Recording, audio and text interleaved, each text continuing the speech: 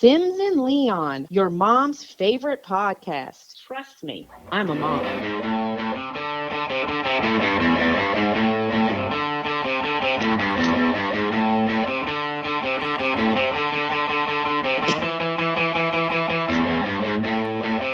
So, Dustin, have you paid any attention to our new Facebook page?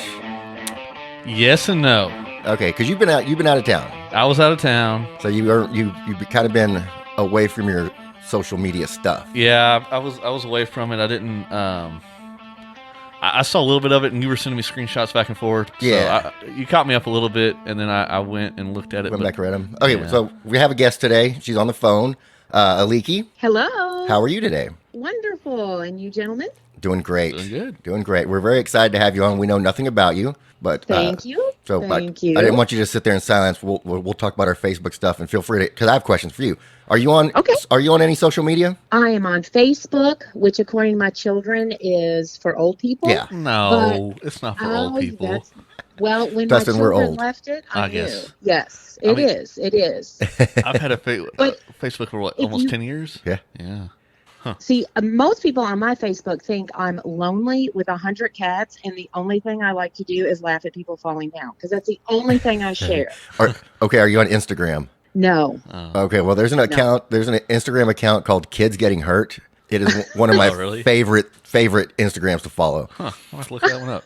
So we started our social. Go ahead. I'll look it up, but I'm not going to admit I look at it. How about that? Oh, I admit it. I'll share it with people. Like, look at how hilarious this is. Now, most of them, it's like kids falling down and stuff. They're not like actually breaking bones or anything like that. So it's not that bad. Right. No limbs being cut off. That's good. Yeah. So we got our little show on social media. You know, we have a few episodes out now, and we started a Facebook page and an Instagram page. So we posted something on Facebook saying, thanks for stopping by. I'm not going to read it verbatim, but thanks for stopping by.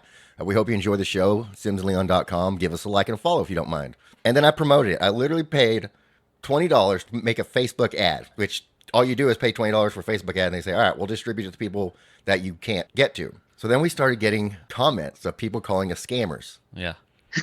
And the first one I responded to very politely is like, I apologize. And this guy misspelled out scammers like 30 times in a row on one post. Just boom, boom, boom, boom. And it was funny because it was misspelled, but I wasn't going to call him out on it. So I was very nice. I apologized. I'm like, I don't know how Facebook ads work. I just, we threw some money out there trying to grow our little show. And then he responded back, well, it's unsolicited because I don't know you on my page. And so again, I was very nice to him, but then some other people started doing it, and these people were just more rude. So I decided I was just going to start responding back rudely.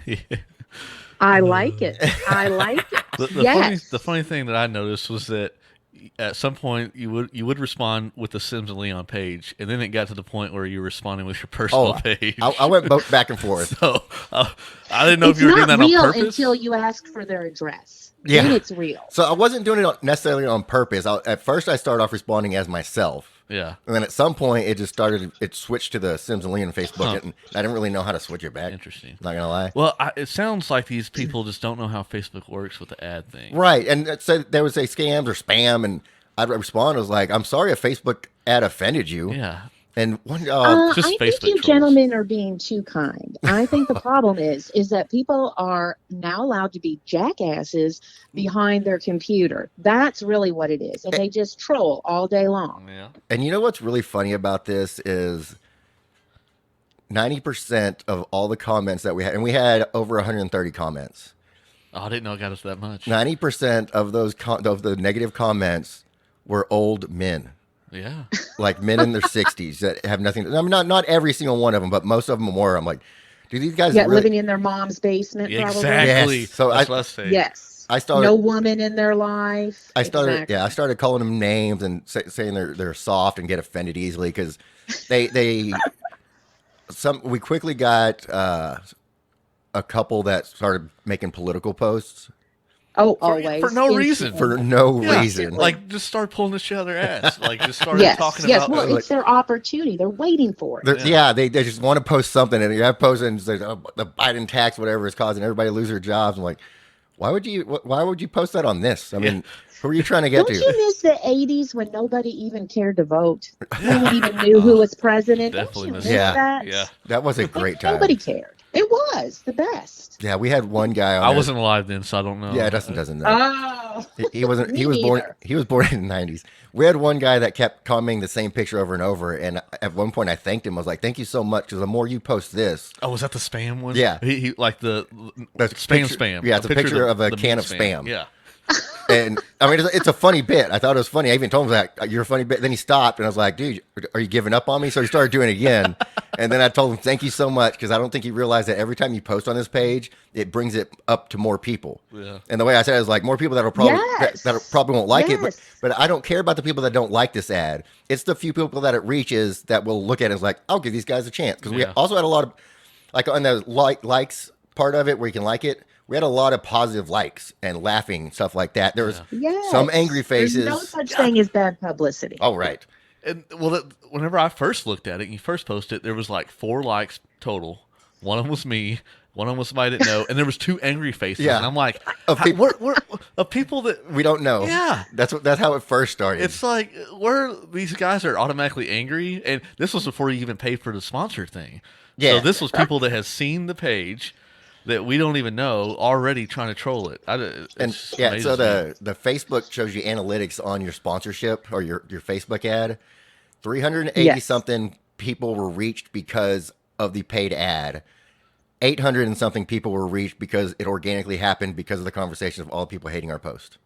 What a well spent $20, Right? gentlemen. Brilliant. Brilliant. So yes. you sent me a thing earlier. We've reached how many?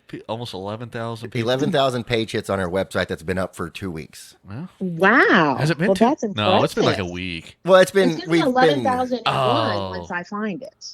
Do what? It'll be 11,00001 once I find it. So there don't you go. worry. I'll push us over. There you go. SimsandLeon.com. There we go. You can go there. That's link that gives us links to our Spotify, iTunes. You can find it on almost every podcasting platform. Yep. Oh, well, believe me, there's about 800 people in Louisville, Kentucky that will be listening to this because I have told everybody I know. Awesome. So I cannot wait. my brother told me that I'm truly living the most interesting life of anybody he knows right now. All right. That's Well, let's talk about your interesting life. Yeah. Okay. Well, I just turned 50 this year, so that was devastating, but that was a big milestone for me. Thank God a little bit after COVID, so we could still celebrate. There you go. But let's see, I've lived here most of my life. So you live in Kentucky, like you said. Yes, home of the Derby. Yes, Louisville, Kentucky. I was born in Chicago, though. My father photographed the photo finish for racehorses. Wow. So, That is yeah. In fact, my grandfather invented the photo finish camera that they use to this day to determine the winner of a race, because up until then, it was very mafia controlled, and the judges declared the winners of a horse race. Well, you know how that went. Okay, so your grandfather invented the camera that does the finishes at the Kentucky Derby, and yes, then your father that's used all over. Then your father ran that camera.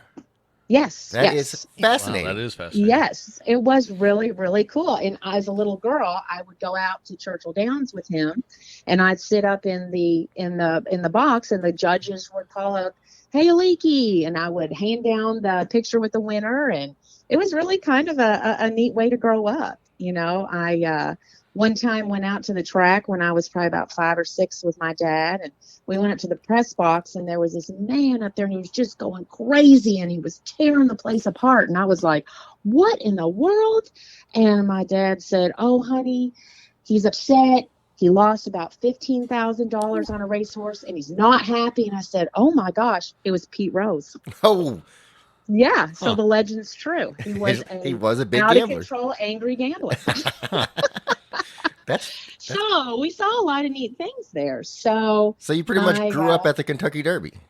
Well, I did. Well, actually, to be honest with you, I went to all the other races, but my father had a bird's eye look at what happened in the infield at Derby, and so he swore I was never allowed anywhere near there. Now, his wish did not come true. I've been out there many times, adding to all the things that he unfortunately probably watched at one time. But yes, I did. I did grow up with that. So as a kid, you never actually went to the Kentucky Derby, just all the other races. But then yes, I went up to yeah. He as an never adult, brought you me went. out for Derby Day. Okay. I mean, you have to think. That was a nationally watched race. Yeah. And he had to make sure he got the photo right, because Yeah. that would be devastating in his profession to miss that. So, but our whole family was involved. My aunt, she did the winner's circle. She was the first woman allowed up in the press box. So we kind of had a pretty big reputation in the city for a long time.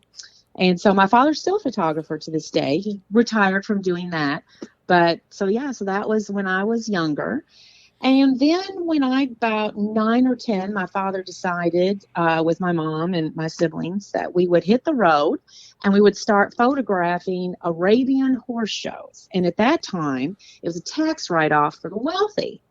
And so, like all dads, especially from that era, he looked for his employment pool out of his children, and I was the oldest. So all day long in my summers, I would go out and help him get these photographs, set the horses up, and do everything. So that's what I did. So probably till... Did you take the pictures? Were you a photographer as well? No, you helped stage? My dad did that, but with a horse, you want them to look perky in a picture, and so he would have me do something to get the horse's attention, and then he'd take the picture. But the honest truth is, everybody loved the photographer that had the 9-year-old little girl out there helping it. They all thought it was great. So I was more like a showman than anything. So that's what I did. Unpaid, of course. Maybe you're a good promoter. That is exactly what my job was. I didn't know it at the time, but that is exactly what I was doing. And if he ever got nervous or anything was wrong, he just kind of pushed me out there and then people would be distracted. So that is genius on your dad's part. That was when I learned the power of batting my eyelashes and flipping my hair around men. I was like, okay, there's something to this. Oh, I think I don't know if I said this earlier. We don't know you. Like, I know. I have no idea. I can look like Marilyn Monroe. You just have no idea. Yeah. Me and Dustin have never met you. You're a friend of a friend that you met traveling. Yes. And when I was talking to her about this podcast, she's like, I know the perfect person that would love to have a place where she can just talk about stuff. That's my dream. Yeah. So everything you're telling us, we're hearing from you just like everybody else that's listening. Well, except for the people that know you, but most people listening are learning all this at the same time. And it could be that even the people that know me don't hear these stories because maybe they're not listening. I mean, it is a possibility. Maybe when their eyes go glassy and their eyes run the back of the head, maybe that means they're not listening to me anymore. I'm not sure. They just ran out of energy on listening. That's right. All right. Sorry to interrupt. I forgot to make that earlier. Okay. So we did that until I guess it was probably early 80s. And like everything, the government realized that they were losing out on tax money. So boom, they closed the loophole. So my mother, who is the perfect 50s housewife, she had always baked all these home goods, breads and desserts. And someone out of the blue said, hey, if you'll bake this for me, I'll pay you. And they got the brilliant idea to start a restaurant. So once again, they went into their little labor pool and pulled me out. So how old were you at this time? I was 14. Okay, 14 years old, going into high school. My parents decided to open a restaurant a mile away from my high school where everybody I knew hung out. And I had to work there. So you can only imagine the therapy that I have had over the years to get over that. It was, yes. Anytime I'd see my friends come by the restaurant, I would duck down, act like I was, taking out the garbage, anything I possibly could. But so you were somewhat embarrassed of the family restaurant, or just that you had a job? Yes, I was, especially when my dad thought it was really awesome to wear these chef hats with the name of the restaurant over it. Oh yeah, it was. So okay, once again, you're talking like he would wear that outside of the restaurant. Oh yeah, when we would go to little say festivals or events, yes, all the time. And then he decided to take the family vehicle and paint all up and down it our name and about the restaurant because he said that was free advertising. I mean, he wasn't wrong. No, yeah, he's right. He wasn't wrong. No, he was not wrong. And every teenager at my high school somehow or another saw it. So yes, I was the only kid that wanted to take public transportation to school because I didn't want to be dropped off. You didn't want to be dropped off with a family name all over the car.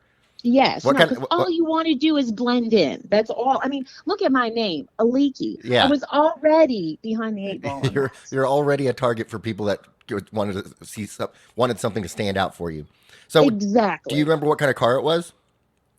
Well, it was a red panel van, sort of like what people kidnap children in. Oh my And gosh. yeah, yeah, it was one of those. So yeah, it just had Whatever you were talking, creeper I all was over. picturing the station I wagon. was picturing something similar as well, but now No. now the story gets even Yeah, better. So, it does. and and also, I was also picturing something that was like professionally wrapped, but now I'm picturing hand painted. Yeah, spray Oh paint. yeah, in the 80s you didn't Yeah, have wrapped cars. no. No, you took it to an Well, but the artist. van makes And sense having owning a restaurant. I mean, you gotta be able to, go pick up the goods and deliver them, and that's right. So, so Well, I think it had more to do with the fact that there was four kids, so he had okay. a six pack in that car as it was. So yeah, so you have but three other siblings. I do. I do. I have two brothers and a sister, and I have a promise. I promised my brother, Nicholas Couprion, that I would say his name on this because he said that was his dream to have it said. So there you go. Well, It's out there. he So made it now on the you'll have podcast. 11. Yeah, you have 11,002 followers after this. So. We will put that in a commercial just so it's there forever. Yeah. Oh, We, he we, would love it. we He will. would love it. Yeah, we'll pull it off and just send it to. I'll send it to you so you can just give that. Just you saying that to him, and Yeah, obviously we'll have it on the broadcast. So, Merry Christmas. did your brothers and sister work at the restaurant as well? No, no, that was the lottery win for me. No, I was the only one. The others got completely away. They got to go to college. They got to live normal functioning lives. Meanwhile, I was there, in the restaurant. I'm like that. It's a Wonderful Life story, the one where everyone gets out except for me. And yeah, that was me. So You're still just kind of no. stuck. Yes, I think my brother decided that if he was as rude and as grumpy as possible, they would say his personality didn't work with any sort of public. So he kind of got out of it that way. I think it could have been on purpose. That's a very smart thing. Like when when you're kids, like I need you to do this, and they do it really bad. It's like no, and I did this with my mom, not on purpose, but I remember I was doing laundry when I was a kid. And I overloaded her washing machine, and she got mad at me. It's like, you're never doing laundry again. I was like, okay, Perfect. that's a terrible punishment, Mom. You sound like every man I have ever dated. I mean, like, get fired on purpose is a professional occupation for many. I'm impressed. If this is where it started, at home. So, meanwhile, I told them I would definitely work, but I was only going to do it in high school. And then I was only going to do it in college. And then 34 years later, still there. Never left. Okay, Never so left. if I'm doing my math right, that means about 2 years ago. Yes, very good. Okay. Yes, December. Okay, so in the summer, right before COVID, 2019, my mother, who was older, fell in the kitchen. Oh. She didn't hurt herself. I told her, I said, that's it. We don't need to do this anymore. We are retiring. Well, naturally, because she's my mom and I'm her daughter, I quit probably 3-4 times every day. So she's used to that threat, but I meant it. So Yeah. December 19th was our last day. We had a big retirement party. We went out on top, and thank God, because COVID hit a month later, and our state is insane with COVID. So everything shut down. It would have been a disaster had we stayed open. So it was a little divine intervention there. And so then I was like, I told my fiance, that's great. I'm done working. I don't think he agreed with that as much. He wasn't as impressed with the cut off of the financial stream. So I started my own business. I sort of go in and help people organize and get things, their houses in order. And being that no one had anything to do during COVID, it's really taken off. I need you in my life.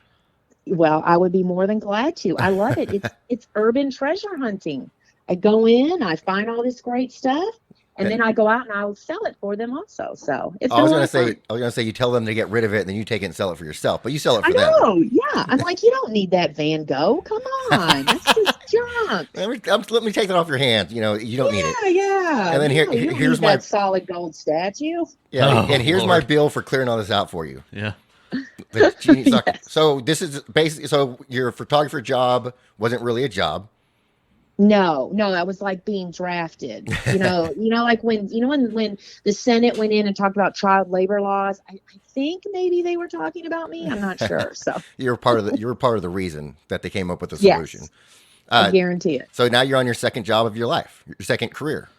Yes. I'm starting over. Gosh, that's a cliche, isn't it? Yeah, but you're not.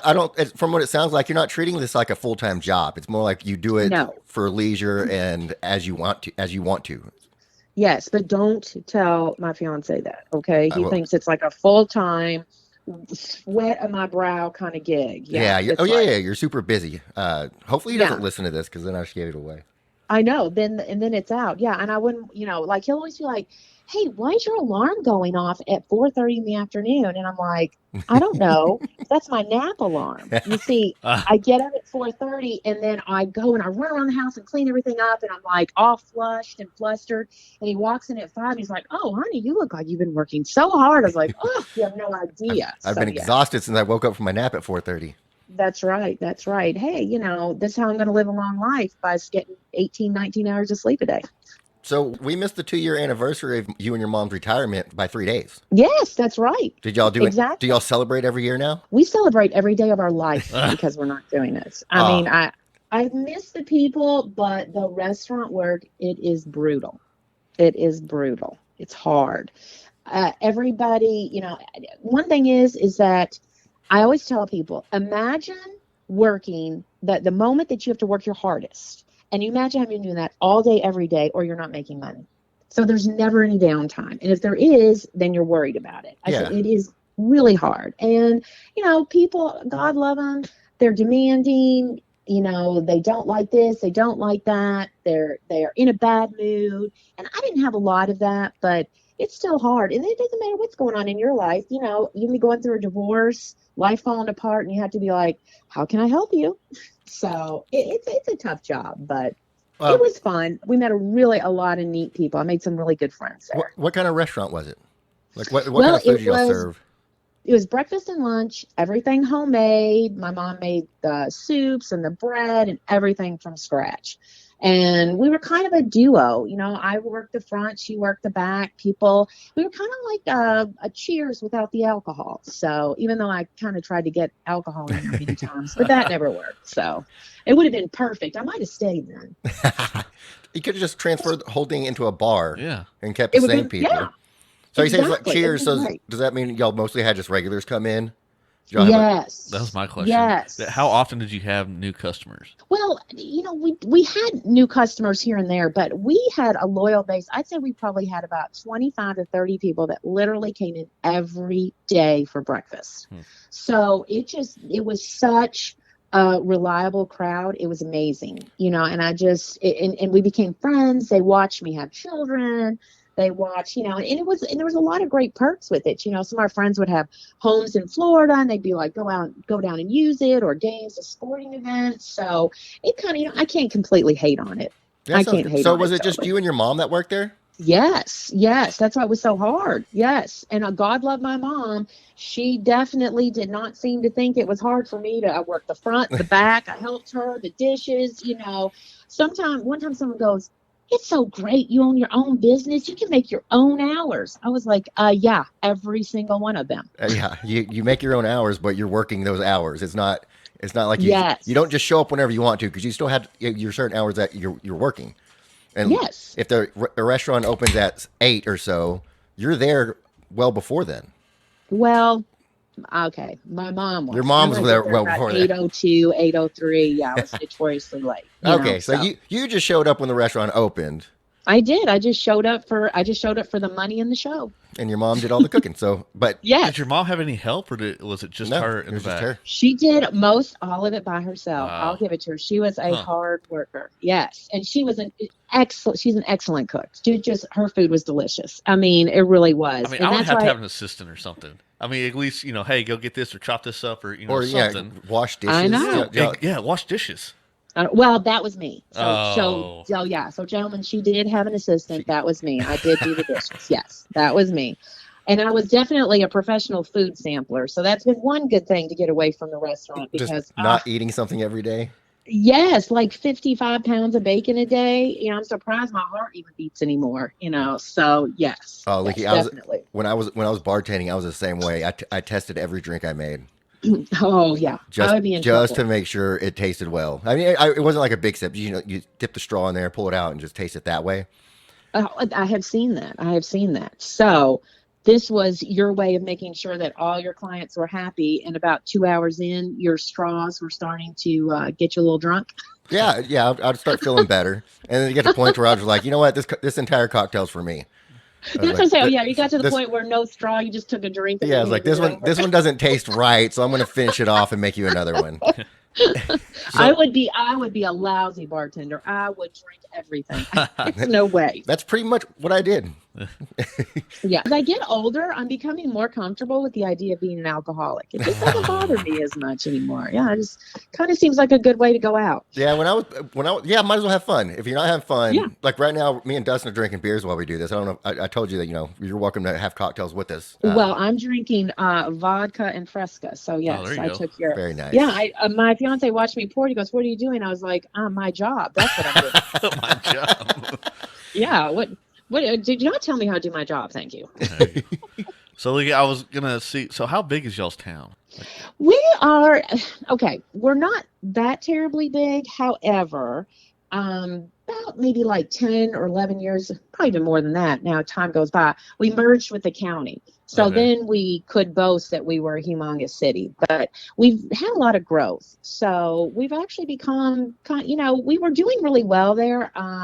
I have to say we kind of got a new mayor in, and he didn't do quite as good of a job as our previous one did. And then COVID. So of course, it's things are stagnating a little bit, but Burleson, we're pretty good. Where we live, we're about 50,000 people probably. But we live in it's a small town. It's grown a lot. They're building apartments are going up everywhere. I mean, just the housing. Well, this is because people love Texas. Everybody wants to live there. They love it. All the Californians seem to. On Christmas, do you want to guess what the temperature here is going to be on Christmas Day? Well, I'm going to probably be angry when I hear it. What is it going to be? You don't want to make one guess. 75. 84. That's close. 84? Yeah. That's swimming weather. I'm in short sleeves right now, and it's kind of cool today for Texas. When I say it's kind of cool, it's like 65. So it's not cold by any means, but it's cool for Texas. Now, would you all like to have snow? Would you all like to have the season change? Everybody. That's everybody.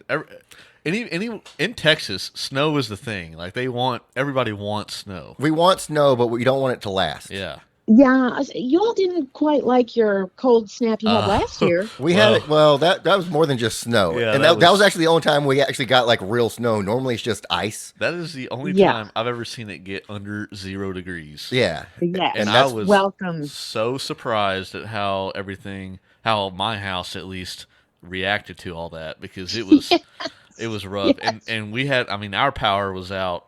We had 45 minutes of power, and then it would go out for 45 minutes, and it'd be back and forth, back and forth. How many days did that go on? God. That went on for, I want to say 6 or 7 days. Jeez. We were in full lockdown. Yeah. And we live on our driveway comes out on a hill. And when I say it's a hill, Ricky, it's a hill. It's a big hill. When I was a kid. Yeah. Was that the only hill in Texas? No. No. There's some pretty good places in Texas. If you go West Texas, there are no hills. Right. But around here, we got a couple of little humps. But what Ricky was going to say is my street right here is where all the kids have been coming forever. Yeah. So when I was growing up, I'm 10 years older than Dustin. So when I was growing up, one of my uncles lived just at the bottom of this street. And we would come up the street and roll down this hill in wagons and bicycles. and when it froze up, we had a car hood. There's an old Monte Carlo car hood. Hey, that's the way to go, man. And all four of us would get on that car hood and just go down the ice hill. It was so much fun. And when you're a kid, it's a lot bigger. Yeah. It seemed a lot bigger as a kid. When you're a kid, it's a lot bigger. It's still not small. No. And what I was going to say is whenever it iced it's over steep. and all that, because, Texas, we get ice. Even if it snows, it's going to be ice.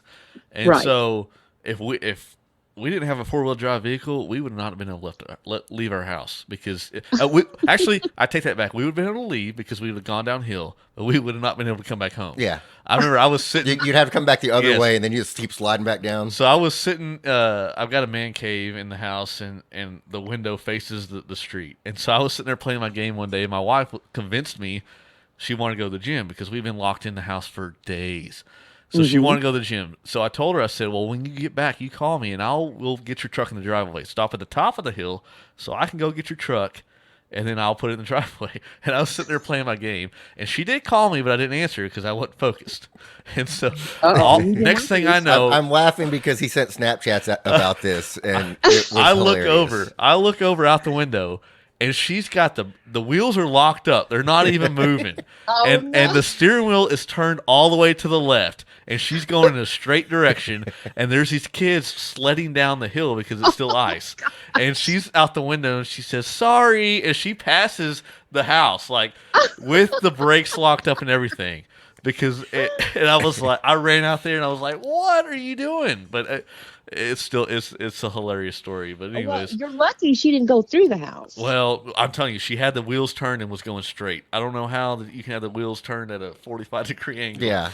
And then just be going straight. Well, she sounds like she's smart because you would have answered the phone if she'd come through the living room.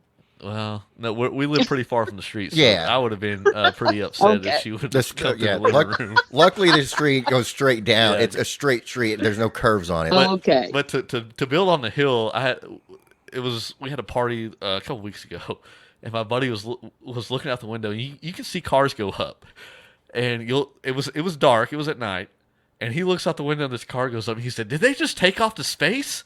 He's like, "Is that hill really that steep?" And I said, "Yeah, it's the hill." Like he's like, "It looked like they were like going straight up in the air." And I said, "No, it's." But so now, when you get ice, do they just say wait till it melts, or do they get out? And nobody in Texas can drive on snow or ice. They try to treat the roads, and they'll treat them like a week before and put salt out the night before. Nothing works. Yeah, no, but nothing works. When you get ice once a year, if we're lucky, we're not prepared for it. Yeah. Right. And everybody tries to drive too fast. They don't slow down. I mean, I was driving down a county road that time, and there was somebody that passed me, and I was going 30 miles an hour. The speed limit was 40. I was going 30, and that was pretty high during the conditions. And I wasn't going fast enough for them, and so they just completely go around me. And especially where we live, because like I said, we live in a small town, and Dustin lives out like in the rural part of the small town. Yeah, I live out in the county. Uh-huh. And so I live actually like in the city limits. So when the ice happened, I lost electricity for 30 minutes one day, and that was it. But he also lives close to the fire station and a hospital. All that. Yeah. So, yeah. That's right. That's very smart. Yes. If you do that. Yeah. And that's what gets you the strip thinking. Club, all that. They'll make sure they get the power on. Well, or the bar we love, the brewery, was open all week long. That's where we were at. And we went there every day. Yeah. That was to stay. Well, you had to stay warm. Yeah. That was saving your life. So the doors at the brewery are not that great. And so, there's not a self-closing door, and a lot of people don't know that. Everybody that walks into a restaurant, they think the door's going to close behind them because that's right. And I'm a door guy, I install doors, so I know it. But this one is not self-closing; you have to close it. So there's a lot of people that come in there that don't even look, and so they would come in and we'd be up there and we'd holler at them, and we got the whole bar to do it. Shut the door! Close the door! Like normally on like a normal summer or winter day when it's not drastically hot or cold, somebody will say something like "shut the door," and it gets ruder and ruder. If it's the same person, it gets ruder and ruder throughout the night. Yeah. But when it becomes shut the door. But when it was 12 degrees outside, we wanted that door shut as much. It was necessary. We should have just locked it and made people come through the front door, and they probably would have let us. Yeah. They probably would have. I mean, we pretty much run that place. So I take it everybody knows everybody in this little town. Pretty close. Like the place we go to, it's called Old Texas Brewery, It's a locally owned, very small place, and it's just like you said with your restaurant is regulars. In the bar area. We know everybody that's in there. Yeah, it takes me about and you 15 minutes solve all to leave. the world issues. Yeah. Yeah, exactly. Yes, Yeah, yes. All the answers to everyone's problem is solved. I think people, it's like comforting for them. And When everything's going to shit out here and they can go into the one area they know and talk to people, it really makes a big difference. And it's a very small bar. So there's only 6 tables. The bar top's pretty long. I think it's probably about 22 seats on the bar top. So. And then 6 tables, but the 6 tables only hold 4 each. Yeah. And they're close those together. are the best. Yeah, and what's That's great the about it, best. if like me and Dustin show up and there's no tables open, there's probably someone will see us and say, "Hey, y'all can sit with us." Yeah. Right. Or, right. Yeah. Or, they'll let you know if they're fixing to leave. Or, Yeah. Yeah. See, that's great. And I've noticed, I don't know about y'all, but the older I get, the quieter I want the bar so I can hear my friends. Like, Yeah, you're in your 20s and you're like, I don't care if I have to scream at you, and you don't care. But you get older and you're just like, I can't hear I will you. agree with that. Yeah, and what's good about that, we have a couple other bars real close that are bigger bars. So what's good about the brewery is you don't get those big giant crowds. It's all small groups, very close friends. It's not people don't go there to have big parties and big get-togethers. So it's always very small social group settings. And we can tell them to turn it down. Yeah, turn down the music because they've got one of those jukeboxes where you can pay to play it and everything. And if it's too loud, they got the remote. See what people like. Yeah, to see what kind of music people like. They can skip it if a song is played. I don't know if they can so anymore. Do they play country or do they play country? Or maybe country? It's actually it's a lot of country, but it's a good variety of different music. It's a lot of mixture. Yeah, I like country. I don't mind it at all. So I do. If nobody's playing music on the jukebox, the default goes to country. Yeah. I think right now it's Christmas music, but it default goes to country. And then once people gotta always play a little Cody Jinks. There you go. Yeah, that's what I'm talking about. I mean, you have no choice. Yeah, I love him. He's great. He's been through our city 3 times, and we go see him every time. There you go. Yeah, it's funny they talked about the music and what plays in there.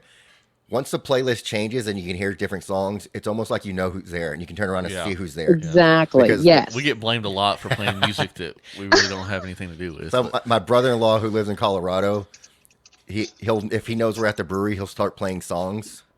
And it's not song. It's like, what does the shark say? Yeah, or Baby Shark. Yeah, Baby Shark. Oh, I was thinking, what was the fox say? I said shark. Stuff like that. The theme to Aladdin. Just random music, and stuff. Then the bartenders instantly look at me and yell at me. Yeah. Like it wasn't me. I always promise. get in trouble. That's why we can't tell them to go. People go to Waffle House and play the Waffle House shuffle. I mean, these are things you have to do. Yeah. There's 3 songs dedicated to Waffle House on their jukebox. I did not know that. I didn't either. Yes, gentlemen, you have to get out more. Yes, I love Waffle House, but I did not know that. And maybe that didn't make it down to Texas. The awful waffle.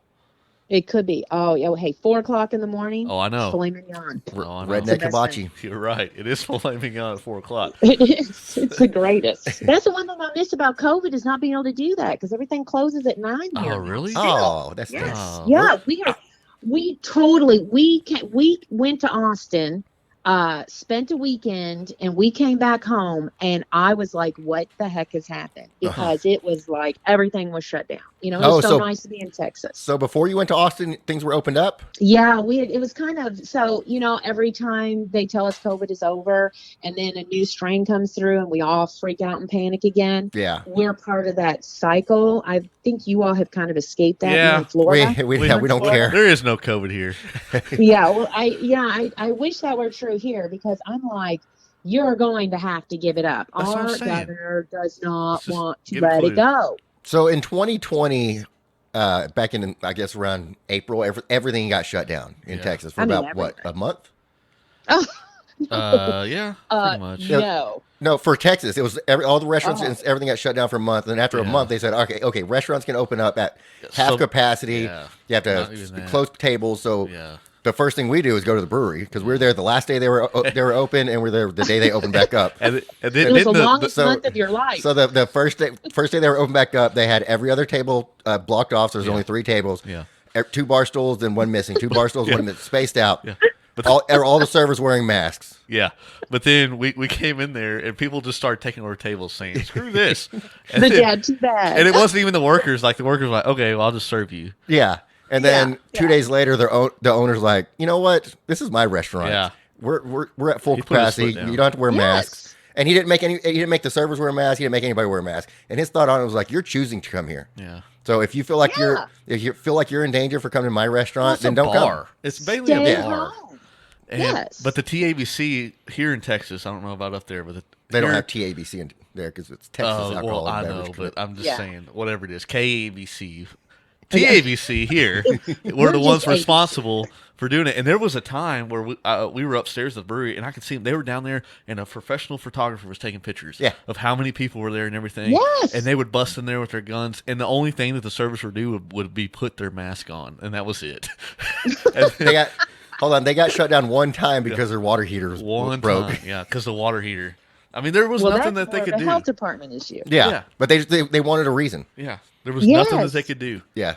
So we pretty much here. I think everything shut down in like February, and I don't think that things opened up through the summer. I mean, it got so bad that people were not able to get their hair cut, obviously, because they shut that down. Yeah. So we had hairdressers that would come to your house, and did you know that they were out stalking those people, and they took away their license for coming to your house? It happened in Texas. Yep.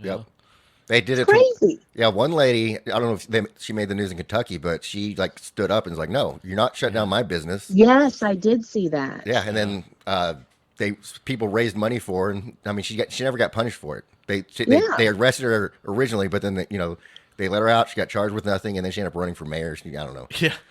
Yeah. Well, here's the thing I'm not understanding is that people are murdering other people, and they're getting probation, and you're going to actually take up a jail cell for someone who tried to keep making money. Yep. I mean, yes, it's ridiculous. It's like in our city right now, the only crime that's actually being taken care of is if you're speeding on the expressway on a 2-mile stretch of our city. So if you're on your way to work and you go 5 miles an hour too much, you're going to get a ticket. So that's about the only thing right now that they're even monitoring. And I'm like, well, thank you. Thank you for keeping us safe. That was one good thing about the COVID thing because the police officers were not pulling anybody over. Well, no, I was an officer during the COVID thing, and we were told not to. We were told to make as minimum contact as possible, and if you did, you had to wear a N95 mask. And we would rotate the mask. It was a big ordeal, and I was not a big fan of it. And if you did get pulled over, if you started coughing, I guarantee you were going to get to go. It was great. I loved it. You could have you just start coughing. 10 drinks, and you could just drive all over the expressway. Yeah, you were good. Well, that's not the way to go. I miss no traffic. That is one thing I did. I did kind of like that. Yeah, the traffic was very nice. I tell you right now, during the Christmas break, I can definitely tell that kids aren't here and all that because there's little traffic in the morning whenever I leave. Yeah, I wish it stayed like that all the time, and it was like that. And you're right, it was like that during the Rona season when everybody was staying. Did you all have school? Did school shut down for you all? Yeah, the schools shut down for COVID, and they stayed shut down throughout the year. So all the parents were homeschooling. Homeschooling. Yes, and that's why we're going to have a lot of more. That whole generation is going to be slightly more on it. You know, it's kind of weird. So I feel like even the generation before them are already dumb because, I don't know if it's because I don't want to blame cell phones and stuff like that, but it might be.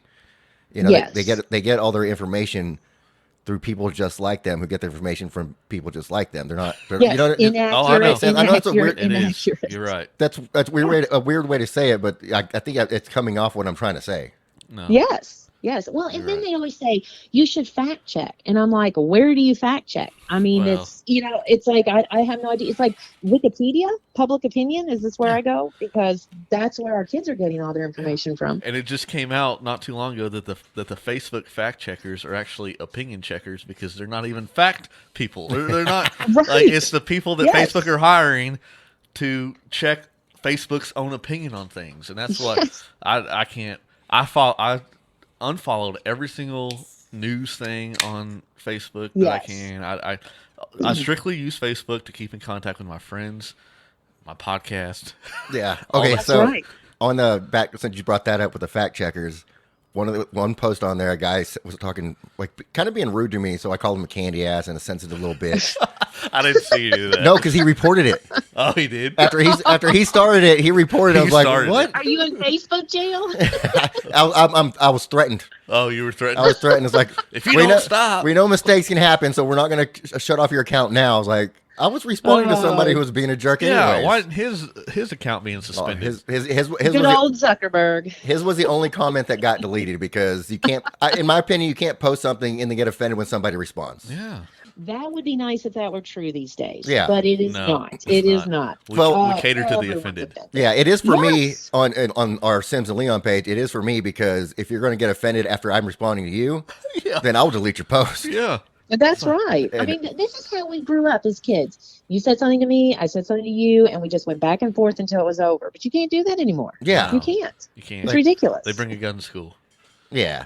So people just can't take it. Like they want to talk trash, but they can't take it back. No, they can't. They can dish it out, but they cannot take it all day long. So I think my statement that he was a candy ass sensitive little bitch is pretty accurate. Yes, I would say Good so. For you.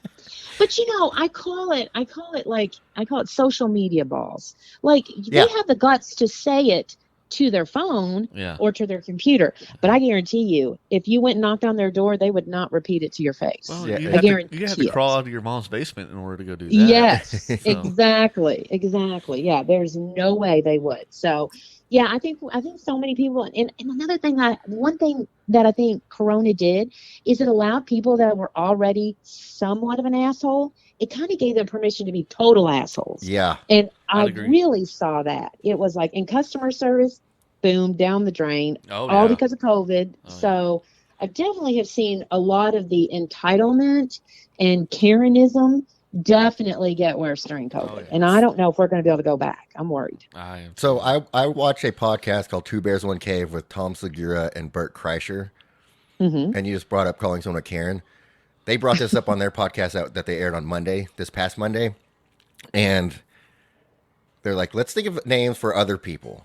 And my favorite one they came up with was people who drive slow or stupid, like driving slow in the fast lane, not letting people pass them. There's like, that sounds like an Oliver. Like I bet Oliver would do that. So now every time someone's like, this fucking Oliver. You see it. Like, personally, I call that a jackass. Yeah. Like, okay, we can go with Oliver. Yeah, but that's like a fun way to say it. It's an Oliver. He's an Oliver. Look at that Oliver over there. And I texted my friend who also watches the same podcast. When I got home yesterday, I was like, there were so many fucking Olivers on the road today. It is ridiculous. That is funny. See, you can learn something off of social media. Yeah, let's hope we set a trend. You're learning a whole new language. There you go. You're bilingual. How good. So, Aliki, I asked you earlier about how big your town was, and we talked about that. But so me and my wife, we just bought some land up in Oklahoma. Uh-huh. And we're kind of surrounded by three small towns, I would say. There's one that's fairly big. The one that's bigger is called Tishomingo, Oklahoma. Mm-hmm. And I don't know if you know Blake Shelton. You said you like country music, right? Yes. Can you spell that? Tishom. No, don't put me on the spot. No, you didn't have to spell it. I was asking if you could. I can't. No, and I wouldn't have spelled it that way if I tried. Everybody that's from there calls it Tish. So Tish. Yes. So yes. Tish, Oklahoma. I have a cousin, Tisha. Blake Shelton, he lives there, and he's he's got a bar there called Old Red. That was the first location was there. He actually bought out. So him and Miranda, whenever they were married, she had her store. It was called the Pink Pistol. And she had her clothing line and everything. Well, then they got a divorce, and he bought the building, and she was like, "Nope, I'm not doing it." So she like put a chain on the doors, didn't even tell any of the employees. And so now her only store that's called the Pink Pistol is, I believe, out in East Texas, where she's originally from. So anyways, he bought the building. He gutted everything out. He actually filmed one of his music videos. I don't know which one it is. And then he built his bar in there. And it's pretty simple. It's nice. He's got Is it a big bar? It's fairly big, yeah. Dude, I'm thinking almost like Billy Bob's because no, okay, so it's not that big. Okay. It is probably the size of the brewery. Okay, okay, it's probably the size of the brewery, and so it's got a small stage in the back. It's got a store with all his merch, because it became a big tourist town. Oh, I guarantee it. Oh yeah, and it's funny because my wife's grandfather's from there, and he hates it. He hates the tourists. Every time we drive down through there, he's like, "Look, Texas plate, Texas plate, Texas plate, Texas plate," because just people drive up there just to do that, and it has built the town up. I mean, they had a Dairy Queen. So do you see? Has there been like Blake and Glenn sightings? Oh yeah, for sure. Oh yeah. Have you? We've seen Blake's car parked in the back, and we were trying to go see him, but he somehow sneaked out. But yeah, there was a time too. It was a couple Christmases ago. So Miranda also owned a bed and breakfast place across the street, and he bought that building too. But there's no bed and breakfast place now. He was going to buy her right out of that town. Is that what he did? Was that pretty his much plan? He just so. buy the building so she would leave. I guess. I don't know. I can't confirm that. I don't know. You didn't ask him personally? No, not yet. But I know that they spent it was either Thanksgiving or Christmas out there, because I remember seeing Gwen posting some stuff, and I'm like, well, I know where they're at because it's like right across the street. So he actually had to sell his ranch that he had out there because too many people knew where he lived, and so he built another one. And I think we might know where it's at. A secret ranch. Yeah. So he was in the process of building another one, which isn't too far from. Anyways, back to my whole thing about that. We bought land, and it's about 20 minutes away from there, so it's closer to some other smaller towns. So we bought some land. I'm working on trying to get the water meter changed into our name. All right, so I called the main water place, which was out of Tishomingo, and I gave them a description. I said, "Hey, this is what I'm trying to do," and they're like, "Oh no, we don't have any water out there. You're gonna have to contact Wapanucka." So Wapanucka, I love these names. Wapanucka, Oklahoma, is kind of the closest town to where we're at. So was it a place that y'all's land at? What's that place called? Well, we actually don't have a physical address. However, if we were to have a physical address, it would be Wapanucka. Okay. So Wapanucka. It's Wapanucka, Oklahoma. Wapanucka. So I call. She gives me number for Wapanucka. Call Wapanucka. I feel like we need to make that a word for something. Definitely. They call it Whoppy, I guess. Like the people that are from there call it Whoppy. Wapanucka this weekend or something. Yeah. You know why? And I tell you, hold on. You know why Oklahomans changed the name of their town? Because they can't spell it. They can't. That's right.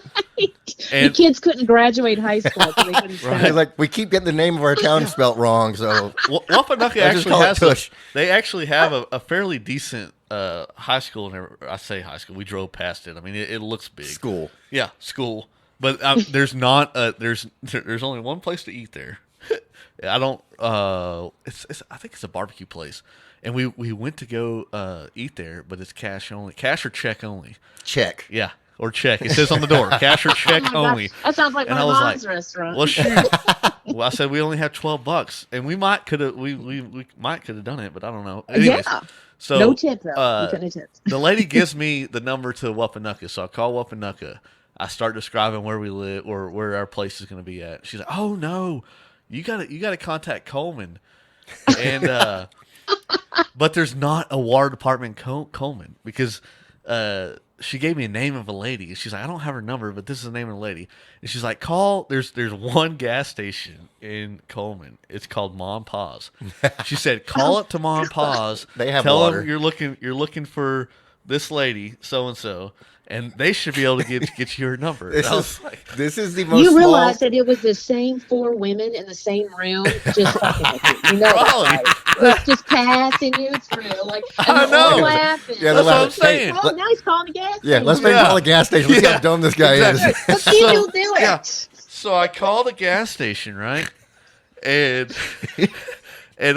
old boy answers, and I say, "Hey, I'm trying to get a hold of this lady." And he's like, "Okay, hold on." So he's scrolling through his phone. He's like, "No, I don't have her number." And I said, "All right, well," and I explained to him. I said, "Well, this is what I'm trying to do. I'm trying to get my water meter changed over my name." "Oh no, you need to talk to Mark." And so he's like, "Well, here's Mark's number." So he gives me Mark's number. Was it Mark's cell phone number? Yes. Oh yeah. Everybody knows everybody, right? Like and they don't even give. So you know how we have area codes right in front of the phone number. They don't even have that. They automatically assume you know the area code, right? You know the area code. So they just give no you, one is friends with somebody outside the area code. Exactly. So they only give you. They don't even start out with the. We're 817 here. They don't even start out with that. They just start out with the. It's so just small the 7 town. digits. It's so small town. So I call Mark. He didn't answer. I left him a voicemail. I know it was Mark because it came up as Mark. And I gave him a voicemail, and I'm still waiting to hear from a phone call back. But anyways, I was so in shock because I was like, this was no way that we would do business here, and trying to get a water trying to get a water meter changed, and it's so small town, and I love it though. I love it. I like you have. Did he pull up in a station wagon? Oh, I'm sure. I'm sure. I've never met Mark with his name on it. My thing is, station wagon. It's like what happens whenever something happens to Mark. Like who's gonna know? Then how people get their water changed over? Exactly. How many water meters? It's gonna be a disaster. And this is probably why nobody knows how to do it because nobody ever leaves this town. They don't leave. They don't leave. So someone finally is like, well, shoot, I don't know what to do. It sounds easy to get a very important position in that town. I'm telling you. Oh, you should run for mayor. It'd be like everyone takes turn being mayor at that point. After you get done working at Mom and Pa's. Do you think this town has a mayor? Nah, it's questionable. Okay, every town, let me tell you, every town has a mayor. Why do I know this? We have something called 6-class cities in Louisville. So, like, some places call them villages. We call them cities within cities. We have 175 houses, and we have a mayor. Oh, wow. We have a mayor. Yeah, and so you are a small town. Within the city. I mean, literally, I am in inner city. But not to toot my own horn, I am a commissioner. So therefore, in addition, I wouldn't expect anything less. Yeah, I would not expect anything less. That's right. So if you all have any issues with the new tax laws or anything, just give me a call. I'll see if I can't get something solved for you. Maybe one day I'll be one of the guys out there that's like, oh yeah, you got to call Dustin. You got to call that guy. Yeah, he'll fix you up. You'll be the next Mark or working at a gas station. When I'm in town having a drink with Blake and Gwen, I know. I'll give you. That's my goal. Like, hey, you'll give him a call at the gas station. I'm telling you, it's so different out there, and it's such a small town, and I love it though. I love being off the beaten path. The gravel. We're 2 miles off of a paved road, which isn't bad. And we were talking to the old owner, and he said, "Yeah," because it had rained. We were there this past weekend, and it had rained. And he said, "Yeah, they'll be out here to scrape the roads this week." He said, "There's a lady that drives a Mustang that lives down here," and he said she calls them every chance she gets so that they can scrape these roads down and make them smooth. What does that mean to scrape the road down? So it's a gravel road, and when rain comes in, it kind of washes a little bit, and so displaces the gravel. Yeah, and you've heard the phrase of a washboard road, right? So like it's super bumpy and stuff, and so they'll come through there and just scrape it, make it flat again, I guess you could say. Could you do that with your tractor? Yeah, but it's a long road. Yeah, it's 2 miles. I mean, I would like to. Honestly, I would like to see how they did it. I want to. I mean, because I'm sure it's a day job. Oh, we're going to be out here scraping this road all day. Yeah. But, it's probably something for them to do. So now, are you going to grow crops or have livestock, or is this just? Are you just a gentleman farmer? Well, so the guy before us, he did run cattle on the place.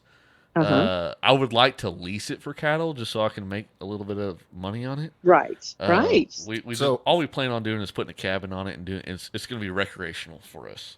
And Aliki, gardening and farming runs in our family. Our pappy was a big gardener. Yeah. His dad, our papaw, that's all he did was run a garden. Yeah. And then Pappy just did it kind of as a side project. His retirement. He had 5 acres, and my uncle who lived on that land did it, and I did a couple of crops, probably about 3 years worth of doing crops on the land. So we have a history in farming. So if you ever want to, we could do it. Oh yeah, it'd be fun. It's just with that though, that's taking the time. Yeah, water, and you'd have to be there all the time. This is just like a weekend thing.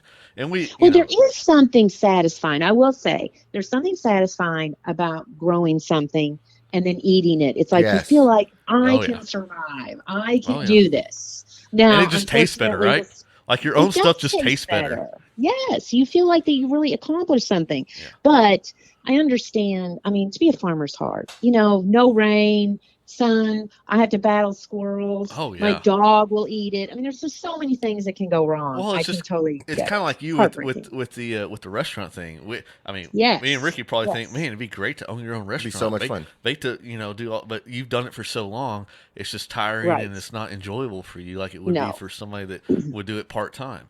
And that's probably Right. the same thing with the farmer. They do it if they have to do it all the time and their living's coming from that. I'm sure it's a very Yes. stressful job, especially nowadays. And Yes. I mean, that equipment alone is expensive. I mean, I don't know if you've looked at John Deere tractors lately, but Yeah. Well, I was out shopping last year, but we decided to go with a SUV instead. yeah, So. right. It's like, and then all the regulations you have on the diesel. If you get to a certain size of the tractor, you have to have the emissions on it and everything. But yes. But yeah, Yes. I mean, as a Ruin your farmer, state, I too. can definitely agree. If that's your full time gig, it's a very stressful job because there's so many factors that come into it. It would be, yeah. And and knowledge. Now it's knowledge. become. Now I don't know about there, but here, so in Kentucky, it's become sort of bougie to have a small cattle farm or a small farm that grows fresh produce, and then you come into Louisville and you sell it for 100 times more because like a it's farmer's market thing. raised. Yes, in the farmer's market. So that's yes. become really, the idea is great. You know that we call that you're light ranching here. Light ranching. light ranching. Oh, light ranching. Yeah, okay, light I like ranching. that. So you don't have a full ranch. You're just light ranching on the side. Yeah. So one of my uncles, the same one that had the garden here, he lives about he has a house about 2 hours away on a lake in Breckenridge, Texas, not Colorado. Uh-huh. Mm-hmm. And it's a very, very small town, like tiny, tiny town. And as you drive through there, on the actual main road, because main road does go through there, the highway goes through there. There's a old man that has a garden sitting on about an acre. And he always has little signs out of what he has available: onions, and just little wooden signs that say onions, potatoes, tomatoes. Yeah. And every time I went through that, I stopped by and bought stuff from him because he's an old. Because it's good. It's good. He's retired, so that's just the money he makes on the side. I'm like, I will support this guy as much as I can because the vegetables and I'll get like so much stuff. And he's like, $6, and I'm like, do you got change for a 20? He's like, no. I was like, just keep the 20. Yeah, just keep the 20. This would have cost me $30 at a grocery store. Yeah, that's what it cost me in gas to get to the grocery. Yeah. So, definitely. Well, personally, I would like to come out and visit a Yellowstone if I had I would like to get on that ranch with Rip. So that's what I would like. with Rip. Come on now. Hey, I'm going to tell you something. If you need something done, that's the man you call. That's a great show. I have not watched Yellowstone. You haven't watched Yellowstone? Everybody yells at me when I say I haven't watched it, just like you just did. Yeah. Have you seen it, Dustin? So I'm not caught up with what's currently going on within the last couple of weeks. However, you're fairly caught up. Was it 4 seasons that are out on Blu-ray? I think it's or 3. It might be 4. It might be on our 3rd. Yeah, it's awesome. Oh yeah. How can you not be sucked into it? I love it. And especially being hey, that's what inspired us to buy our little ranch that we have. I mean, kind of. It's just it's good TV, man. It's so do you want to? TV. Did you say how much land y'all got? 60 acres. So we bought 60 acres. There you go. Hey, buy land. They're not making it anymore. I'm telling you. Yeah, and land does not go down in value. And especially in Texas, you can't find. I mean, that's why we had to go to Oklahoma.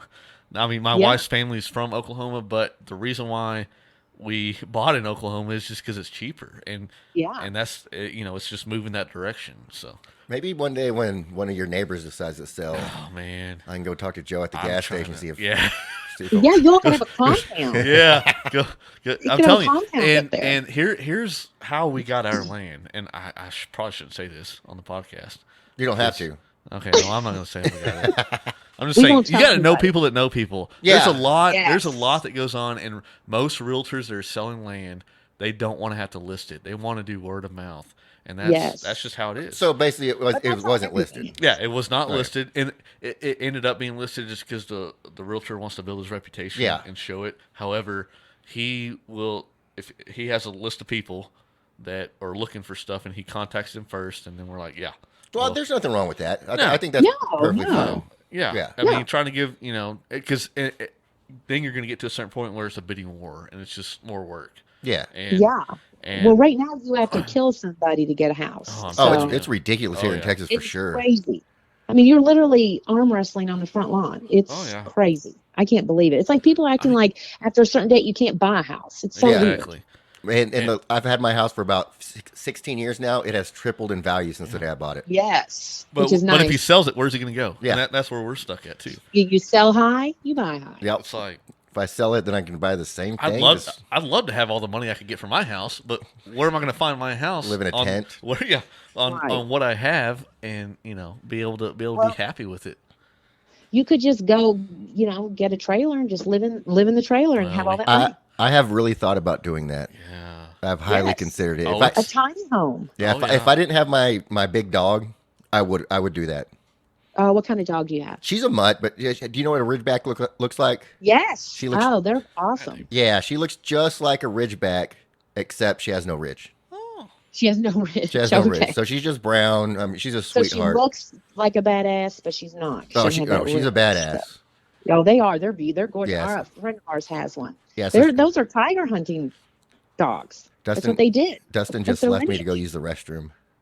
Oh, well, after a while. That was why I was like, I can't drink too much because I didn't, know if we had intermission. Well, normally we do, and we can take a break anytime, but we haven't had a chance to stop talking. We're so entertaining. Do you want to take a small break and we'll get back at it? I mean, we can, or I'm good. Whatever you want to do. All right, yeah, let's take a small break.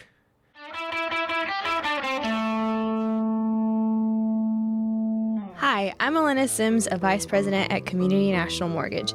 I'm here to take care of all your lending needs to finance your next home. Whether you are purchasing an existing home or working with the builder, I can help. For application info, you can visit my Facebook page at TX Lending Made Easy. Elena Sims, NMLS 1193345, your mom's favorite equal housing lender.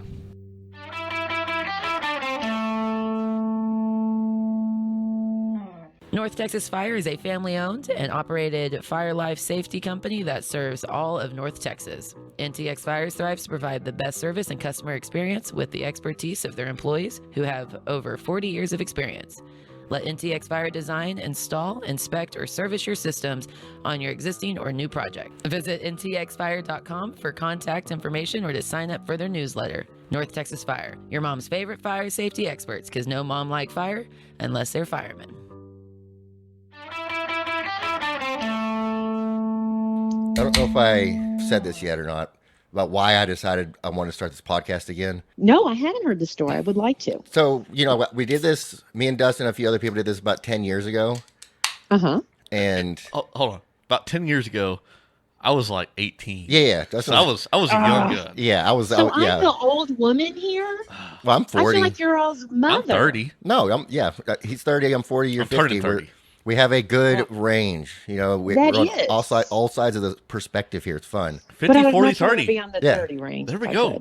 50, 40, 30. It's perfect. Man, I didn't even realize. So we did that, and then 10 years before that, I was actually on the radio and did a weekend show. Uh-huh. Just oddly enough, talking about video games. I know I've told that part of it. But then... So it was a really cool show. Yeah, it was. So what's really crazy about it is, how there's so many things about video games out now? Well, yes. When we did the radio show about video games, there was nothing. So I'm like 99% sure that I was the very first person on the air talking about video games. Well, and now look at how kids are making millions of dollars. Yeah. Just talking about, or there's actually some kids who will play, and then the kids will watch them play. Just watch them play. Yeah. And they get paid. And it's funny because a lot of people make fun of them, but as a grown adult, I watch football. Well, yeah. It's not much different. It's just people doing a sport that they can do it much better than me. I'm like, this is very entertaining because they're good at what they do. And why would you ever laugh at someone that was smart enough to convince people to watch them play video games and make millions of dollars doing it? I respect people like that. Yeah, I think it was more of making fun of the people that are watching the people that are making millions. Yes. So about 2 or 3 months, maybe 3 months ago, I was watching a podcast, KFC Radio, and they had my favorite comedian on there, Bert Kreischer. Mm-hmm. And Bert Kreischer does multiple podcasts. One like the one I told you about, Two Bears, One Cave with Tom Segura. He does his own Bertcast. And then he does guests on a bunch of other ones like Rogan. But he was on the KFC Radio podcast, and they asked him, was like, if you could do for the rest of your life to pick one or the other, would you rather do stand-up comedy or podcast? And his immediate answer like, is the pay the same? Because he makes a lot more money doing stand-up than he does podcast. And then he started talking about doing podcasts.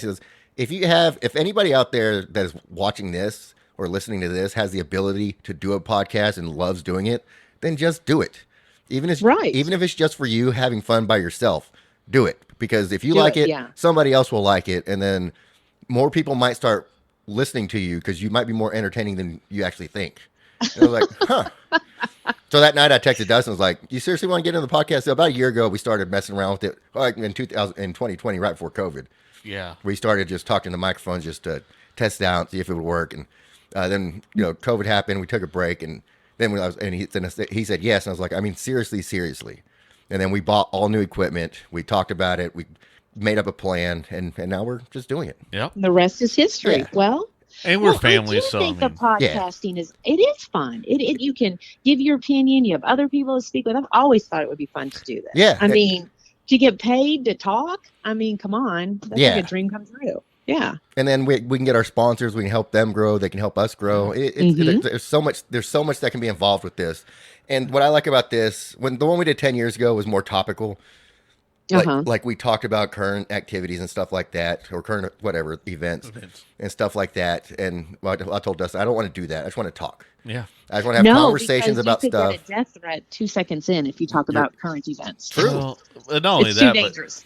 But what our theory on it is that we want anybody to be able to listen to this at any point in time. Yeah. So just because it's recorded right now and it's put out right now, if they come back even a year later, it could still be listen to it. It's still relevant. Like we have talked about the pandemic and everything, and we have moved past that.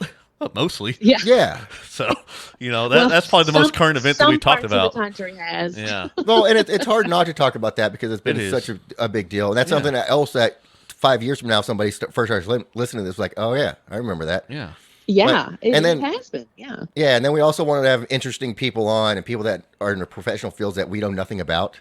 Oh yeah. Like a couple weeks ago, my uncle, who's a pediatrician, like retirement, like you, yeah, and it's brought us to you. So just getting that is awesome. Well, my friends have been so wonderful, and they were the ones that were encouraging me, and they've encouraged me to do this for a long time because, we just get together and it is like a podcast, and we are like a cast of comedians because all of us, we have this group that we travel together, and we're just different personalities, and man, the beer gets flowing and we get talking, and it's just, you can while away the days with us. Yeah. And that's how today's conversation has been. It's just been so relaxing, so fun. Yeah. And hearing that 1% of your story has been great. I can't wait. I cannot wait to hear more. Well, thank you. I'm full of them. I'll tell you the one thing about the podcast is that I'll be talking at work or something like that, and you'll get in that mode. Yeah, well, you get in the mode, and the topic comes up, and you're like, man, that's a good podcast topic. Just on anything. That's right. How can I expand on it? Yeah, but it is because it's everyday life. It's what we want to talk about. And it's kind of affected me and Dustin hanging out because we're like, oh, let's save this. Let's not finish this conversation. That's right. Don't speak all your words. Because I want it to be a surprise. Just like I didn't tell him. I told him, I said I want to do some small town talk, but I didn't tell him the story. All he said was getting his water changed over. It's like, why does he get his water changed over here? It didn't make any sense. Yeah. And I never put it together. So, but that's the thing is that I want the fresh reaction, and that's what we do. We do have topics we want to talk about, but most of the time we're not sitting there completely, digesting everything prior to us getting on the air because we want the reaction. We want to be able to, and even with the truck, a house, and a mouse one. Yeah. I mean, I gave you a tease that one night we were at the bar, and I said, hey, I've got this story. It's going to be, I'll give you a tease. It's going to be a truck, a house, and a mouse. And he was like, ooh, And if you don't know what that is, go back and listen to the one previous to this, and then you'll be able to hear I'm going to have to. Yeah. So. Now, I have a question for you, gentlemen. How did you two meet? We're cousins. Cousins. Yeah. Okay. So I met Dustin. I met Dustin at the hospital, fresh out of the womb, in 1992. First visitor. Yeah, we're cousins on our mom. Our moms are sisters. His mom's older. Yeah, and it's my mom. Okay. And our parents also grew up. I'm sorry, we grew up very close to each other because his mom and my mom are both of our parents live really close to each other. Yeah, they live like not even a mile away. So one lives in the top of the hill, the other at the bottom. Close to it, kind of. Yeah. So it's not quite as big of a hill as what Dustin lives on now. So his parents bought their house a long time ago, and then whenever my mom and my dad got together, they started looking out in the same area, and they found some land that a doctor owned, and he was starting to develop it and build houses, and I think they were like the second or third house in the neighborhood. And so, and I was 2 years old. This was back in like '94. So I was 2 years old whenever they built that house and moved there, and they still live there. So, well, neat. So yeah. So now, how far from Dallas are you? Oh, okay. We don't associate with Dallas. I'm gonna tell you right now. People from Fort Worth. That's my like flight point when I come to Texas. Yeah. From Fort Worth do not associate with Dallas. We are from Fort Worth. We're not from Dallas. We're Fort Worth, not Dallas. But okay. I came down to Fort Worth. I saw the steer with the big horns and. So you went to the stockyards. You went to the stockyards. Okay. Yes, I did the touristy thing. Okay. Yeah. Well, there's a lot in Fort Worth that you missed when you. So next time you come in, we'll have to take you around and go to Joe T's. Yes. Joe T's. Take you to the Old Texas Brewery. Oh yeah, down here. Yeah. So we're only about 20 minutes. We're only about 20 minutes away from Fort Worth. And about straight down 35. I mean, anyway, depending on what time of day you live. Yeah. And then anywhere between 45 minutes to an hour from Dallas, depending on which route you take. Gotcha. And then Arlington, where the Cowboys play. I've noticed about Texas, especially if you live in the Dallas area, everything is 45 minutes away. Yeah. Like, pretty much. I'm like, okay, my friends will be like, hey, we're going to go to Costco. I was like, how far is it? 45 minutes. Oh, we're going to the gas station. 45 minutes. Everything. Gas station is not 45 minutes away. Yeah. So, like, if you go 45 minutes out of Louisville, you're in another state. So it's like. Let me ask you this about Kentucky and where you live. Do y'all measure distance in miles or time? No, miles, probably. Okay. Yeah. Because we're not that far. I mean, like I said, it's a bigger town, but it does have a small town feel. So it's not. I mean, I'm probably 2 miles from the airport. Everything is convenient. So. But when you go into Texas, so especially like when you go into Dallas, everything is so spread out. Yeah, it's the what do they call it? The Metroplex. Yeah, DFW. DFW. I mean, where DFW is at is relatively in the middle. Yeah, I would say it's pretty. Simple. Yeah. Yeah, everything is measured in time. Like if somebody's ask me like, how far is Houston? If we're going to go to Houston, how many miles? I'm like, it's 4 hours. I don't know how many miles it is. Yes, I did notice that. Yes, that is. Yeah, I've been out to Dallas. I've been to Austin, and I've been to Harlingen. I landed in Harlingen so I could go to South Padre. Oh, there you go. There you go. Yeah. South Padre is good. So of those 3 places, which ones did you prefer? Okay, so they all had their own. Of course, I like South Padre because of the beach, because I love the beach. And then I loved Austin. It just has a cool vibe. I kind of liked that. I realized that, it's kind of different from the rest of the state, but I did enjoy the partying. I went to Austin once for my sister's birthday because we had a friend that lived there. And at that time, they were living in Houston. So it was basically both a 2-hour drive for us to just meet in Austin. And we went out to the bars, and then we went to the food truck court. Yes, right there on Rainy Street. Rainy. Yes, Rainy. Rainy has gotten big. 6th Street. Yes, 6th Street is the Rainy Street's the more fun street. Exactly. 6th Street is the more touristy street. Yeah, well, they say that 6th Street's starting to have some problems with. Yeah, kind of getting a little too wild. Yeah, but Rainy Street is. But we had a good time both. Yeah. Yeah. So I went to the food trucks, and first I saw there was a macaroni one, so I tried to go to that one. Me and my friend Edith tried to go to that one, and they were out of propane. So I went and met up with my sister and brother-in-law who were at a barbecue place, and they had something called a sausage wrap. I was like, interesting. So I ordered this sausage wrap. So I ordered this sausage wrap, and it was literally just a grilled sausage on a tortilla. Nothing else. Not rolled up. Not even rolled up. Just a plate. No bacon on it or anything? Plate, tortilla, a grilled sausage link, and that was it. I was like, y'all have mustard? He's like, no, but the burger place next door does. Oh, my Lord. Disappointing. Yeah. No good. Okay, sorry to interrupt your evaluations of your cities. That's okay. So we'd love it. And then, of course, Dallas we love because that's where our good friends live. Yeah. So that's sort of what, now I will say I love Topgolf. Had a really good time. That was the first time I ever played Topgolf was in Dallas. So I loved that. And then another friend lives in Waco, but we've not made it up to Waco. You mean down to Waco? or down to Waco, There you over to go. Waco, wherever, up, down. It's definitely south. It's good. Yeah. Okay. It's south So, from us no, for I've sure. not made it there. But I will say we saw Kenny Chesney at the Dallas Cowboy Stadium. Phenomenal stadium. Gorgeous. That That's was in really Arlington. fun. Yeah, that's in Arlington. That's Yeah. the It's AT&T, halfway. Jerry's World, Yeah, the that's Death Star. halfway between. Yeah. It was us and really Dallas. it was a cool stadium. So that was fun. How long So- ago was that? Oh, we saw Kenny Chesney there, I bet 6 years ago. Oh wow. Okay. Yeah. So it was a long time ago. We stopped at the Twisted Root, the hamburger place there that was really good. Yeah, and stopped there. So we've known our friends, I guess we've known Vicky and Larry 8 years now. So we kind of go out there and visit them. They come here, and then of course we travel somewhere every year, once or twice. So yeah. But we love Texas. And my fiance is after me all the time. He works at UPS, and he's always like, "I could transfer out there." Well, right now is not the best time to buy a place out here. Yeah. But Yeah. I don't think I would ever want to live anywhere else. Yeah. Right. I love it out here. But I grew I up here. can see why. And Yeah, I can see especially why. in the town we live in, because everybody's just so nice and friendly. Well, Yes, there's I will say they're very friendly. Yes, there's Texas a thing to is. say about being a Texan. You know what I mean? Yeah. Like I'm a Texan. I don't think I could say that. And I mean, I did. I just said I bought land in Oklahoma. However, Right.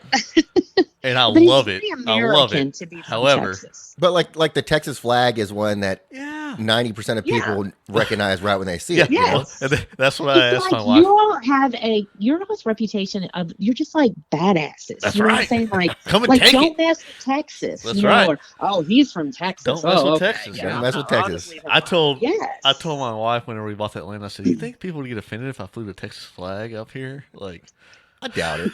No, it's like, I it's just my think- land, right? Yeah. Like, it Yeah, might be up that's here right. in Oklahoma, but I might fly the Texas flag. And if you don't like it, get off of my Yeah, land. that's right. Can you get it That's right, that's commissioned why to you where it bought is it. Texas land?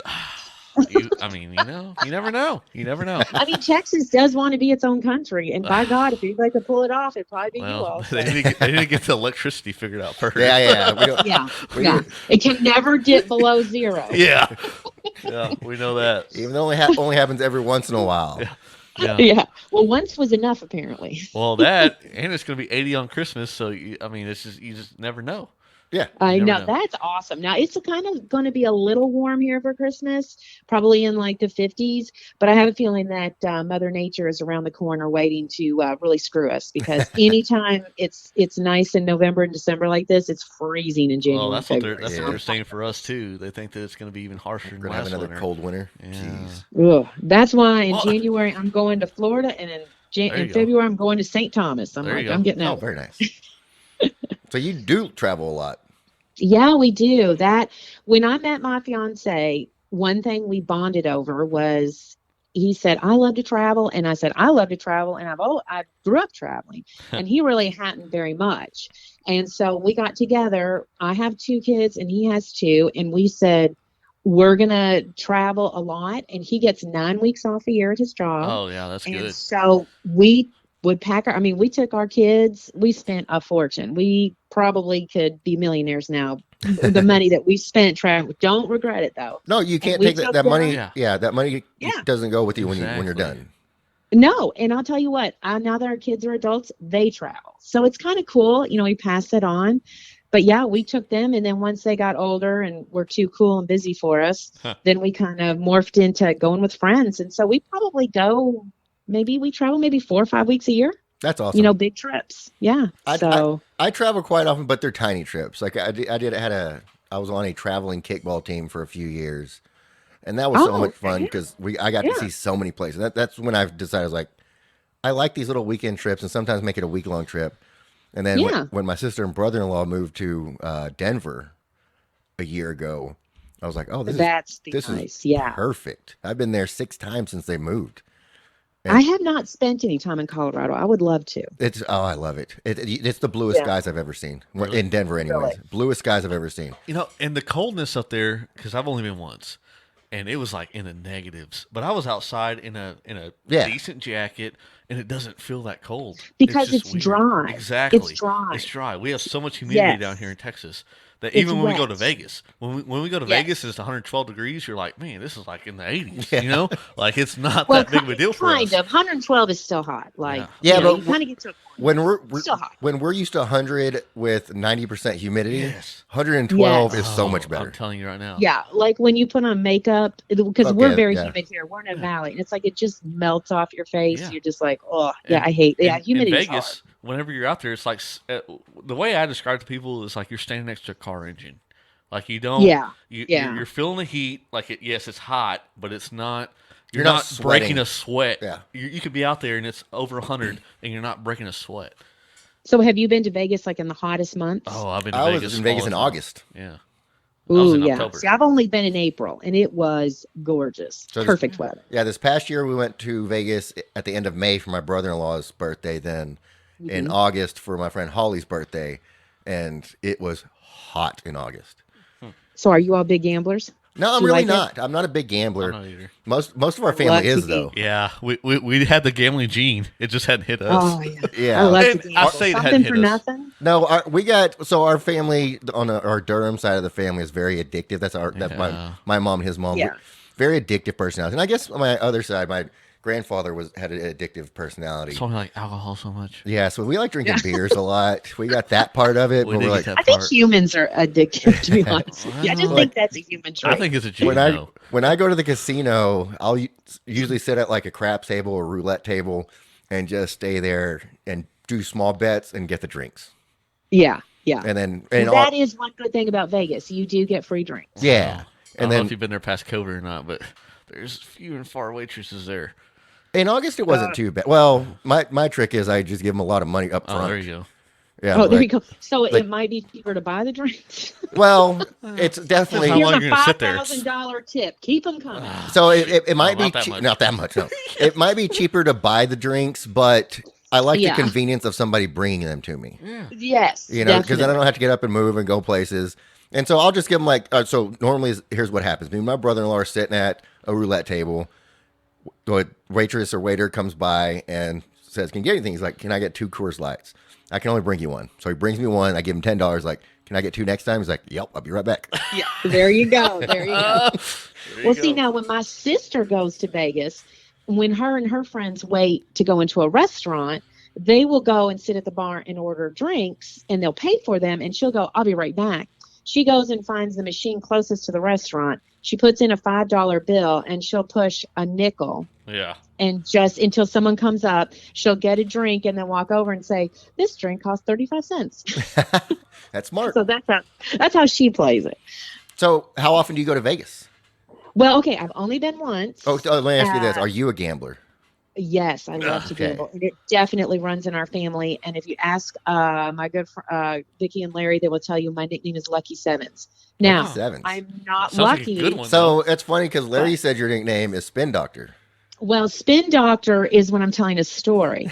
But I will tell you why my nickname is Lucky Sevens with him also. So we all met up in Miami, and we went and stayed at a friend's house that lives in Naples. But before we went over, we caught a ferry and went to Bimini, which is a Bahamian island at the top of the chain. It's about a 2-hour ferry ride out. So when we were getting on the boat, we couldn't understand why all these people had suitcases, but it was filled with beer. And we were like, that is so odd. Like, why does everybody have cases and cases of beer? So we get to the island and we get off, and of course, you know, They don't Texans sell beer. love their beer. Oh, they sell it. Oh. This is not We cheap. sit down at the bar and we're like, we'll take a bucket. $76 Ooh. for this bucket of beer. Larry was like, all right, now I see why they were carrying their own beer. Yeah. I was like, oh Hold my on. God. Can you give me your? Can you do your Larry impersonation again? when you, Laurie? He goes, well, I guess that's why we got us some beer. Okay, sorry to That's interrupt why again. he always likes his Bloody Mary spicy. I Yeah. want it real spicy so I can get my vitamins. But anyway, so we get there. You would So- love so- Larry. Okay. This I was feel the like I most- would. Yeah. Oh, Larry is awesome. Larry Yeah. and Vicky, they're great people. Great So people. me and Larry work together. Our offices are right next to each other, and we work very close with each other. That's how. Okay, That's how I know Larry. Yes, he is great. He is so much fun. And he's really coming out of his shell. Like can be quiet, but you get a few drinks in him, you can really get him going. He's a big dancer when he's had one too many. Yeah, he likes his. Ask him next time you see him. Say, "Hey, Larry, I want to see your spirit hands," because he's real. So of course this beer was so delicious because we couldn't afford to get any more. It's your one and done. Yeah, that was like, that's it, no more. So I kept saying to them, look, there's a casino right there. I'm telling you, if we go in there, we'll get free drinks. And they were like, oh, we don't want to go in there. We don't want to go in there. So we try to go to little stores and buy it. And it's skunked or not good. And so, we're just striking out. So finally, I said, that's it. I'm not leaving, because we only stayed a night. So I'm not leaving this island until we go in there and we gamble some. I'm just not leaving. So the two other women we were with, they decided to go take a shower. I was like, the hell with it. We're going to casino. So my fiance, Larry, and I go in the casino. So I said, hey, let's get some Bloody Marys. So I go up and I ask, hey, how much are the Bloody Marys? And they were like $24 a piece. And I'm like, forget it. No Bloody Mary worth that. So I sit down at the machine and I put in some money. And the waitress comes up, or the cocktail waitress comes. She goes, would you like something to drink? And I was like, well, how much is beer? She goes, oh, it's free if you're gambling. I go, in that case, I will take 3 Bloody Marys. Oh. So she brings 3 Bloody Marys over. While she's walking up to me, I push my machine for like the first time, and I hit for $60. And I said, cash out, let's go. Let's roll. And I was like, we're out of here. That's basically winning $120 right there. Yeah. It was awesome. So Larry was like, you're a lucky son of a bitch. And so after that, he's anytime. So now he calls me Lucky Sevens. But that's hilarious. There you go. It was a very cool moment. It was a very cool moment and a long history of losing at casinos. So I felt like I got the man that day. I got him. There you go. When I go to the casino, I don't take money to win. I take money to lose. It's my entertainment money. Yep. It is entertainment. But isn't it fun when you hit? It is. Yeah, it's fun. It's so fun. It's great. It's awesome. I don't ever play enough money on any machines to win big. But even when I win a little, it's fun. Yeah, you got to put it in to get it out for sure. That's what she said. But see, we have a lot of casinos around here, sadly. Yeah, we don't have any. No. Texas Oklahoma does though. Lame on that though. Yeah, you all have the WinStar. Oh, the WinStar. It's a famous one. Yes. Oh, the WinStar that's like the biggest casino in the world. The country, for sure, almost the world. I think it's a big tent. World. It's a tent. It's not all a tent now, is It's it? not all a tent, but it originally was a tent. I tell you, I've done construction on that. I hung some of the doors up there. And so it's a tent. Oh, the old, like the original, they still have the tent. It is tent.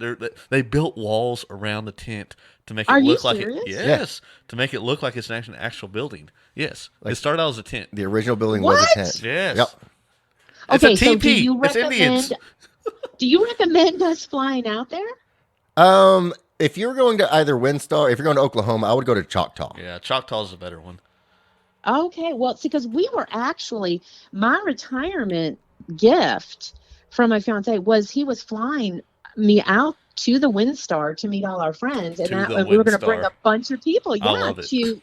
That was going to be my retirement. It's party, not. It's not a bad place. No, it's not a bad place. And you can catch concerts. I mean, Yes, me and my wife. was going to be there. We saw ZZ Top out there. It's cool. I mean, I would say yes. Put on your bucket list to go. Yes, it's not bad. It's more. Yeah. I think Ricky thinks that Choctaw is better to go to because WinStar is more crowded. It is. Right. I mean, a lot of people go there. And it's nice. It is nice. When I go to Choctaw, like me and my family go on New Year's Eve every year.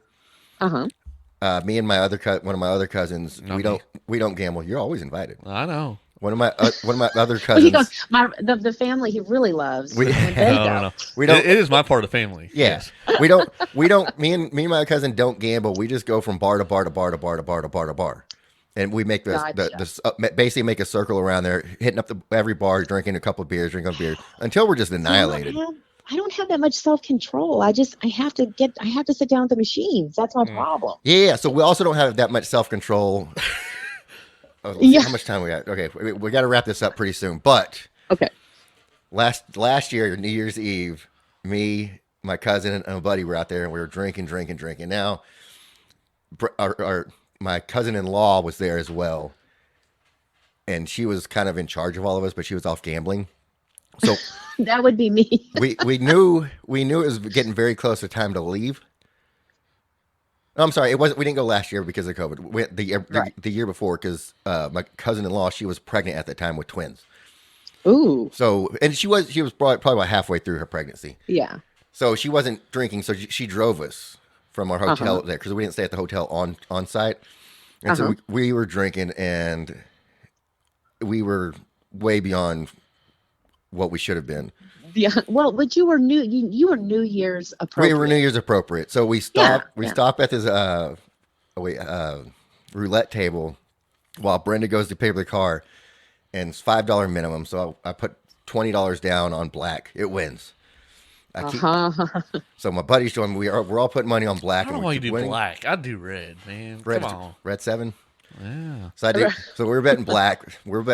And I keep winning. And it's pretty much me and my two buddies just betting together. One bet, and we're like, we'll just split the money. And then the guy's like, he pushes our money. It's like, you can't bet that. And I was like, we're just betting black. And he's like, no, we didn't know why he was saying that. So we start moving our money around. Then he would stop us, like, you got to stop betting. And then other people were still betting.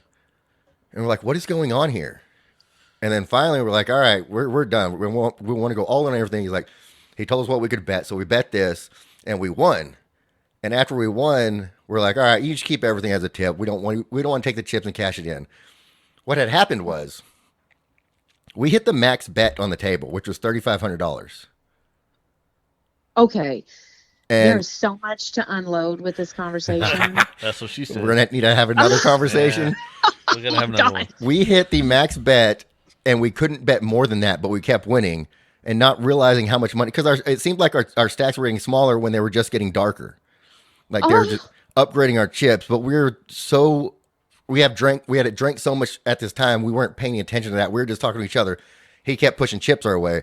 So we probably tipped this guy well over $3,000. Oh, shit. Oh, my God.